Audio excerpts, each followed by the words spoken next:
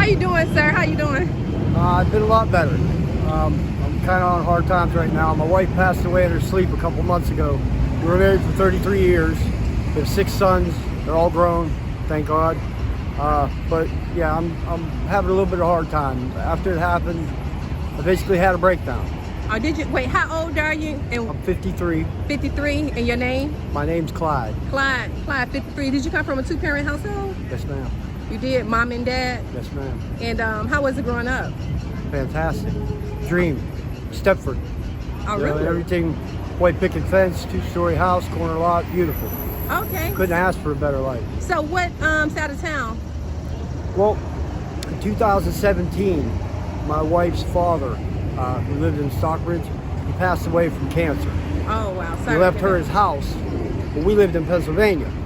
Moved down here, sold everything, moved down here, because all of our boys are grown.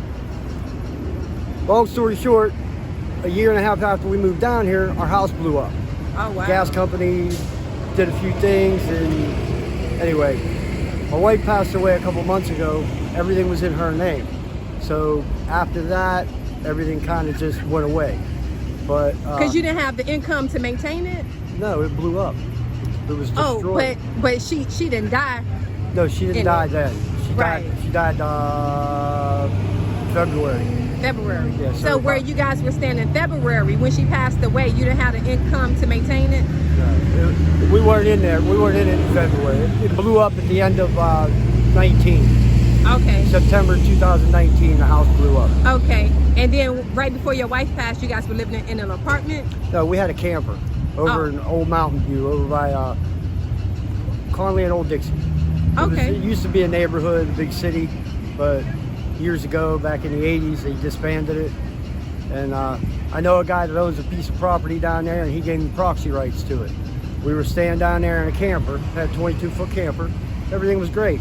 You know, we're back in the woods, just like we wanted, living a dream. Right. And, you know, that went on for a couple of years, and during COVID and everything, you know. Yeah. So it really was a blessing, but then it kind of turned into a curse because I wasn't able to maintain our lifestyle the way we were. Right.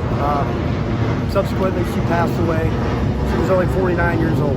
Oh, wow. Yeah, she was young. So what happened to the camper after she passed away? It's really hard for me to go back there. It's still there. All of our stuff's there. Oh. 33 years. I married her at 19 years old. Right. She was 17. I'm miserable. Yeah. I'm sorry. Yeah, you're still grieving. Did you seek any, and then it was recent, did you seek any grief counseling? I don't have any insurance. No insurance? No. Okay. They don't look kindly at homeless people, you know, vagrants, so they say. I can't really get a doctor to refer me. Psychologically, I'm fine. I believe. I mean, I don't hear voices. I don't have anger problems. Mm-hmm. I just go where God leads me. Yeah. You know, I say my prayers, eat 1 or 2 meals a day if I can, and I just keep praying. Right. So this is your first time being homeless after she passed? Yes, ma'am. So psychologically, you're not okay. I know you say you are, you may think you are, but you're not, if it leads to homelessness. Yeah, you're right. You're right. I mean, there comes a time that you have to admit what the problem is. Right. And just living out here, being in the element that we are, right, you can't really show weakness. You know? Right, exactly. So, you know, living on Jonesboro Road like I do, I got to be tough. You know, I can't shed a tear. I can't show weakness. Right. I mean, I'm sure you may understand. I'm not sure if you do or not. But I do. I understand. I understand the grieving process. But everybody around here treats me all right. You know, they kind of understand what's going on with me. I don't talk to too many people about it because, frankly, not too many people care. Yeah, because a lot of people out here are, and they aren't going through their own situation. Everybody is. Everybody is. Everybody has their own movie they're playing in. Right. You know? So what about your children? They're adults, right? Yeah, they're all grown. I have 9 grandchildren. Okay, so why aren't you living with one of them? They have their own struggles and stripes, you know. I can't bring my problems to them. Okay. You know, they're grown. Right. I raised them the best I could. I instilled every value I had in them, and you know, I don't feel that it's proper for me to bring the grief and the sorrow that I have in me Right. to them. Do they know you're homeless? And they didn't like say, come on, Dad, come on. You like, they did. Yeah, they Yeah, offered. but you choose not to. Well, I'm still figuring out how to face them. Yeah. You know, we made it through COVID. We made it through. Yeah. I got hit by a car. I had a stroke and a heart attack a year and a half ago. Oh wow. It's just been, you know, it's been an uphill battle. Right. So you had the stroke and heart attack before your wife passed. Yeah. Oh, Yeah, she nursed me back to health. You know, I was paralyzed Right. for about 3 months. I couldn't move the left side of my body, and she picked me up, Right. took me to the bathroom, bathed me, did whatever she could do as, you know, as a wife. And Right. I recovered, and you know, I'm 100% now, but it's just Yeah. life's rough. Is there any Life's rough. addictions? No, ma'am. No addictions at I all? don't have no. No alcohol? Don't take it the wrong way, but I don't have enough money to be addicted to nothing. I'm addicted to food. Right, that and watermelon water. right there. Yeah, watermelon and water. That's what I do. Okay, so what are you doing for money? Well, I panhandle down there on the corner on 285 and Jonesboro Road. And Okay. People are very, very generous. You know, Right. they don't judge. You know, they don't Right. sneer. They don't. Well, a couple people spit at me, but you know, that goes with the territory. You know, it's just.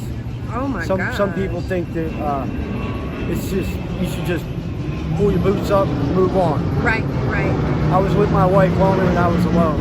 right, right. Yeah, that's hard. That's why I say you really need that grief counseling. And so what do you think it is that's stopping you from going to get work? What were you doing before she passed? What type of I have work? my own business, JH Recycling and Hauling. We had a recycling business and we did light hauling. Okay. Again, how can I do something that she was my right hand? Oh, because of your stroke you had? Okay. She did all the logistics. Oh, your part. right hand, your wife. Yeah, she did the logistics, she did the scheduling, she did the phone calls, she did all that. I did all the heavy lifting and breaking stuff and loading, and you know, we were a team. Right, Everybody called us Bonnie and Clyde. right. Yeah. Is there something you can identify as starting up a new business, you know, solo, that you could do to try to, you know, make money for yourself? And not necessarily starting up a business, but finding work. I've been thinking about getting my CDL license. Yeah. You know, because I mean, first time in 2 weeks shy of 34 years, I'm single. Yeah. I don't like it. I'm not happy, but I'd like to go see the country. I'd like to drive to the other coast, drive up north. Maybe I could swing in and see my boys in a little while. You know, I think that would be great, actually. I do have a driver's license. Yeah, you need to do that. What do you need to do to get started on that? Well, they give classes, they give courses. Where? The DOT sponsors it, I believe. And it's free? No, it's not free. Okay. I think you got to pay a few $100s. A few $100s. Yeah. Do you have any kind of like Social Security, disability, anything like that? No type of. Too young. Okay. Yeah. You're too good a shape. Well, unless you're. That's what I'm saying. Too good a shape. That's why I want to see you get out here and you know. Yeah, like you said, it's a process, you know. Yes, it is. So about how much are you making panhandling? I make $20, $25, $30 a day. Oh, enough, 30. Enough for food, something to drink. Oh. You know, Yeah. bug spray, Yeah. a couple candles. You Yeah. know, something I could do for light. Okay. You know, it's just, you know, it's difficult. Right. It's not impossible. It's just Right. difficult. It's an uphill battle. Yeah. So And, you stand in a tent? No, I live under the bridge. Oh, under the bridge. Yeah. But no tent. It's just a blanket. Yeah, I got a couple blankets and A couple of blankets. I use my clothes as a pillow. Oh, okay.